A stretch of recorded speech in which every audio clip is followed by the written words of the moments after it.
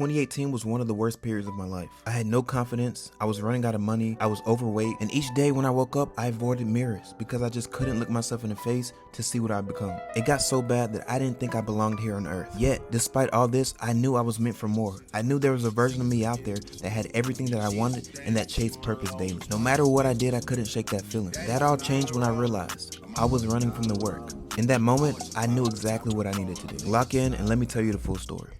670,000 to 1 million people divorce yearly. Over 40% of those divorces are due to financial instability, financial disputes, not making enough money, not having enough to go around. Less than 1% of men have a body fat percentage under 10%. Meaning, less than 1% of men around the world have six-pack abs. I know you see it everywhere online, but that's not the reality in real life. Only 1 out of every 4 men are making over $100,000 per year, fellas. Only 1. And why am I telling you all these stats? Is it to make you feel bad about yourself? No.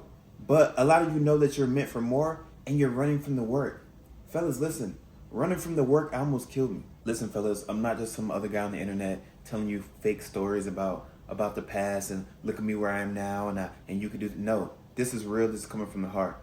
A couple years ago, like maybe 2018, when I was going to college in DC, I had the worst of my life. And I say running from the work almost killed me because it literally did.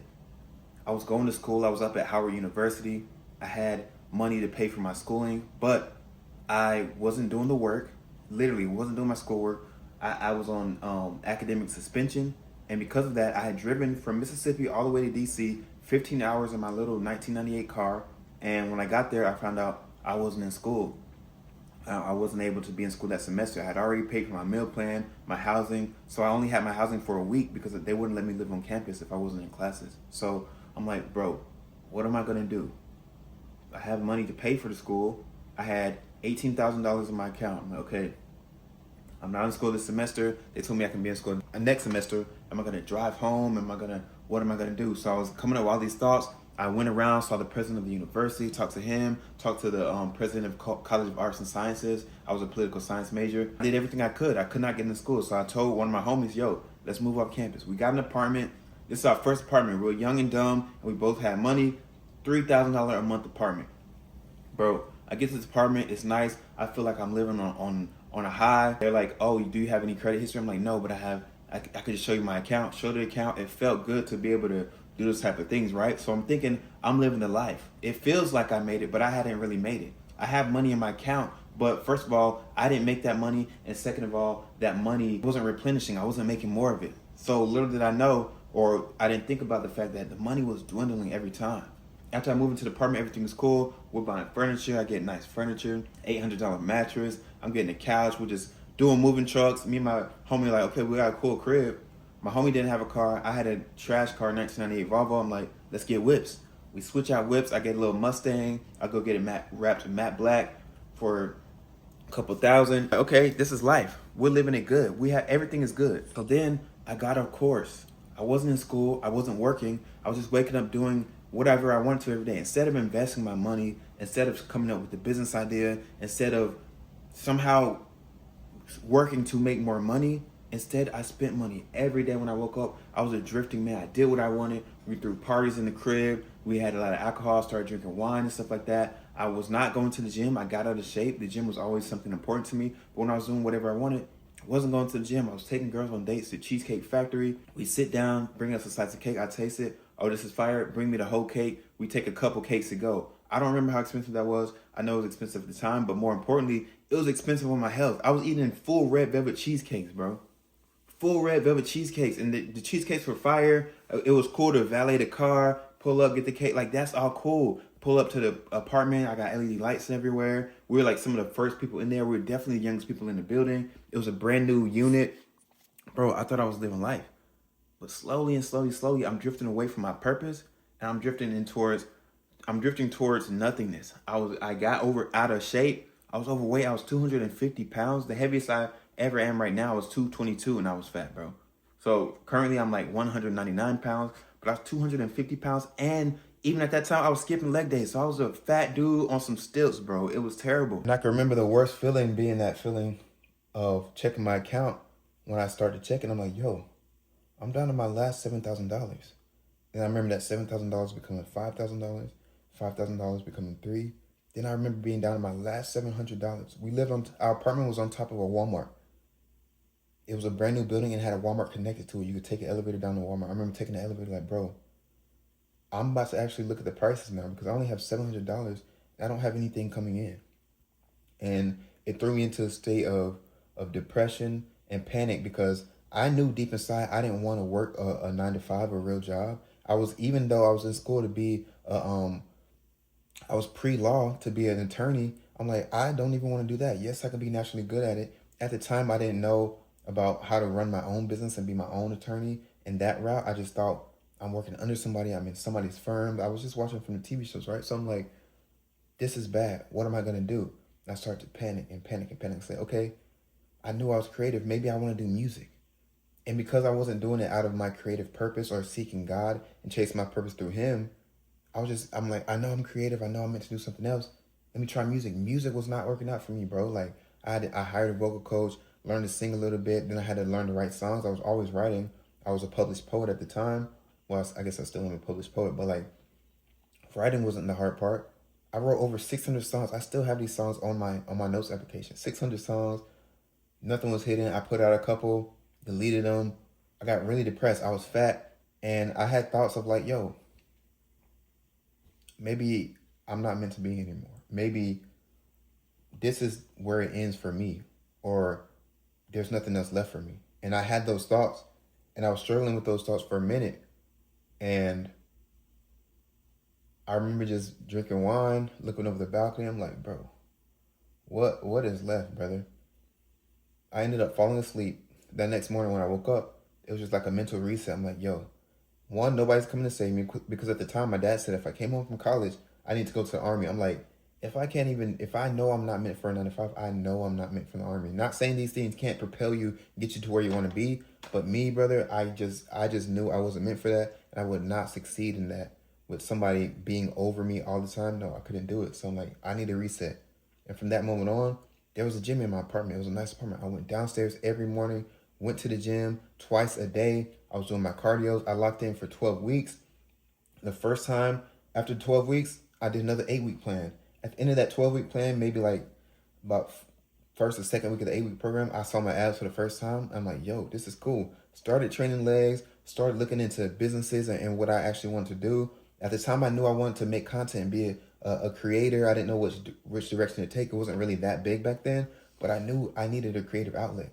The one piece I was missing was that I was not seeking God. Seeking God, those desires and wants that I had and thoughts that I had about how to live my life, they were given to me by God, and they would have been explored and expanded tenfold if I just sought Him in the first place, fellas.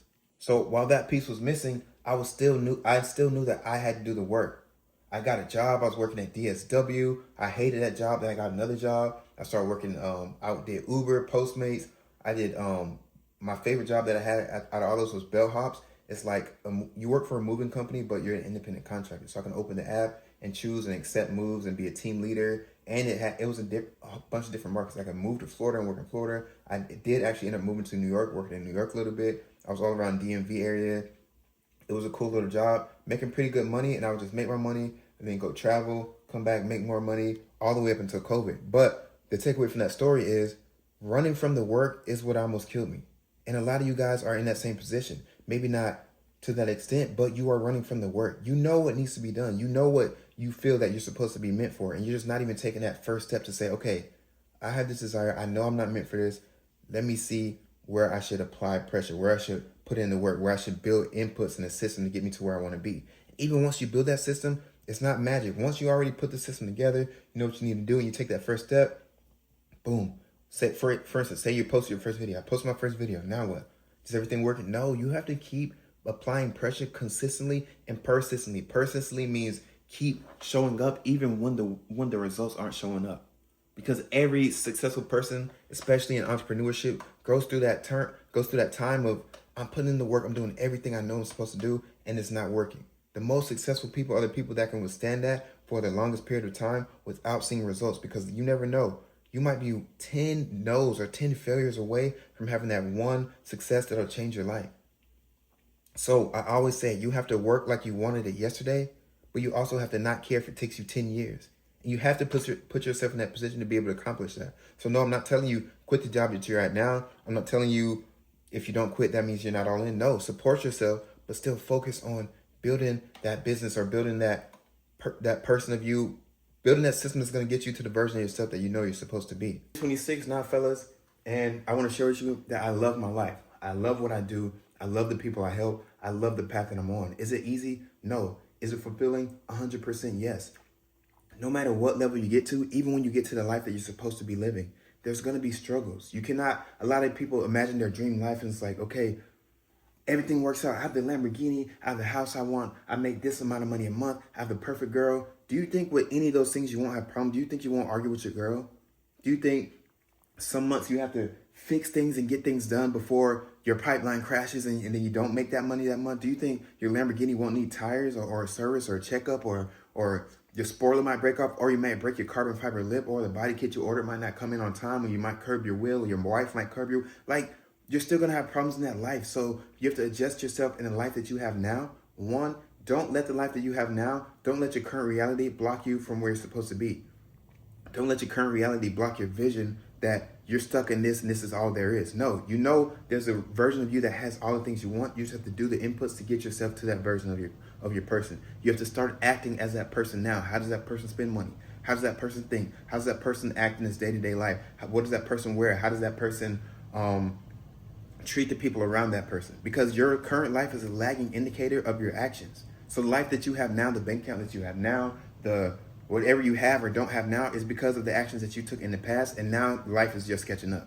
So in order for life to catch up, you need to start acting as a person you know you want to be in the future, and eventually life will catch up. It's that simple, fellas. But realize that the problems you have now are preparing you for the problems of the future. If you can't handle, oh, my girlfriend's asking me what to wear, and my job wants this, and then I also have to buy new shoes, and I also have to think about there's a water leak at my apartment. Or if you can't handle those things and see those things as opportunities to grow, opportunities to train yourself to handle multiple problems, then you're not going to be ready for the future, and you probably won't ever get there. Stop seeing every challenge or setback as a why me? No. God is putting stuff on your plate to teach you and build you into the man that you're supposed to be. You're praying for so much growth, but growth is pain. So when you pray for exponential growth, be ready for exponential pain, and don't accept it as like, oh, I'm stuck here in my life. No. See it as what's propelling you to be the version of yourself that you're supposed to be, fellas. With that being said, I want to ask you this, and really sit and ask yourself this. Where are you running from the work in your life? Sit down and think, where am I running from the work in my life? Is it in the gym? Is it in posting? Is it in doing something that you know you're supposed to be doing for your business or your character? Are you not reading? Are you not seeking God? And it could be more than one area, but you have to address all those areas. Literally, fellas, all those areas. When I sat down at the beginning of the year and said, where am I running from the work? I wasn't posting enough. I wasn't doing enough inputs. I wasn't tracking my inputs. I wasn't tracking the food how I should have been doing. I wasn't tracking my workouts. I started writing all my workouts down. I looked at my body. My feet weren't touching the ground at the right way, and my arch was a little bit over, which is causing my hips to be out of alignment, which is causing my walk to be out of alignment, which is hurting my lower back. I addressed my feet. So literally from the ground up, I'm studying biomechanics, how to walk, how my feet touch the ground, how my big toe touches the ground when I walk, and how my pattern does. I'm doing my stretches. I was never doing any stretches. I'm doing stretches, warm-ups. I start looking at my vitamins, not just more than tracking macros and eating healthy. I can always stay on a diet, but I'm like, what is my potassium, magnesium, sodium pump looking like? What are the inputs I'm supposed to be reaching on those? What do my levels look like? I hate bananas. I added banana to my diet for potassium. I added sweet potatoes. I hate sweet potatoes. I added Greek yogurt. I implemented everything I need to implement. I realized that I was when I'm standing, I'm flexing my abs too much because I've been doing that ever since I was a kid. So in flexing my abs, I talk faster than I'm supposed to talk. My breathing is different. It affects my singing. It affects posture, digestion. So now I'm like, okay, let me break it all the way back down. How's my breathing supposed to happen?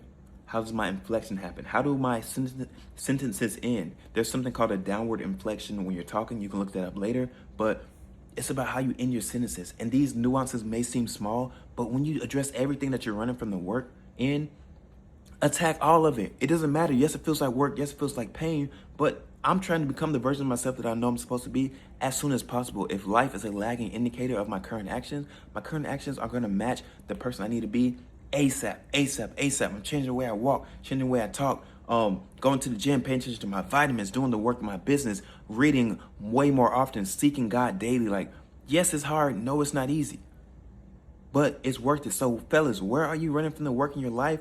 And more importantly, what is it costing you? What is it costing you? Treat yourself like you're already the version of the person that you want to be. So when you don't do your actions, when you don't do your inputs, it's costing you the house, your dream house, your dream income, whatever it may be, $600,000 a month. It's costing you $600,000 a month. Running from the work is costing you $600,000 a month plus. Running from the work is costing you your Lamborghini SVJ, your Porsche GT3 RS, your Ferrari 812 Superfast GTS. It's costing you everything you say you want. Your wife, your beautiful wife, and your children, and your vacation home in Lake Como, Italy. Running from the work is costing you all of that. And more importantly, running from the work is costing you your daily life. It's costing you your confidence, because when you don't have confidence in yourself, you can't accomplish anything, one. And two, you don't even trust yourself. So when you say you're going to do something small, even to yourself, even though you didn't tell anybody, you say, tomorrow I'll start making my bed, and you don't make your bed. That's one. Oh, I'll do the next. That's two. And after a while, you don't even trust yourself. So when you say you're going to do something, you might have the right intentions. You might tell everybody else around. You might get everything in place, but you don't do it because yourself. You don't even trust yourself. Your mental, your heart, your mind, your body, your central nervous system doesn't even trust the thoughts that you have. And if you're in that place, you're in a bad position, brother, because if you can't trust yourself, who else is going to trust you? You can't even accomplish anything. You can't even say you're going to make your bed up. So those small actions, that's why millionaires and billionaires say, oh, I make my bed. Not because making your bed makes any difference in the amount of money you make. But if they told themselves they're going to make their bed, they make the bed, and then they build trust within themselves, and then that trust, it builds momentum, and they do it in other areas. It compounds, and then now they're trusting themselves to sign $2 billion contracts. They're trusting themselves to say, I'm going to sit here, do the deep work for 4 to 8 hours every day, and then I'm going to come out with a $100 million business plan. I'm going to accomplish this business plan over 2 to 3 years, and then once I make this money, I'm going to move this investment over here, start investing into this industry, and then once I start acquiring businesses in this industry, I'll take this money, like, they trust themselves because they trusted themselves with the small actions. Tomorrow I'm going to go to the gym. Go to the gym then. Tomorrow I'm going to wash the tires on your car. Whatever your input list is, you need to attack it with the understanding that when you're running from the work, you're costing yourself everything we listed, everything you think about, everything you say that you want, that the future version of you has. You're costing yourself that when you're not doing the work. When you're running from the work, you're literally costing yourself your life. If you want to stop running from the work, if you want a community of brothers who are also not running from the work to hold you accountable, if you want a plan built specifically for your goals, your life, your inputs, and your system that you need to accomplish to get you to your goals, click the link in the description and book a call. In my academy, Imago Dei Academy, like I said, it's on my hand because that's what I live, that's what I believe in. Imago Dei means reflection of Jesus Christ, because that's what we're called to be here while we are on earth. Jesus Christ did not run from his work. I don't run from my work. My brothers don't run from their work. You shouldn't be running from your work. Click the link in the description and book a call, and we'll get you started.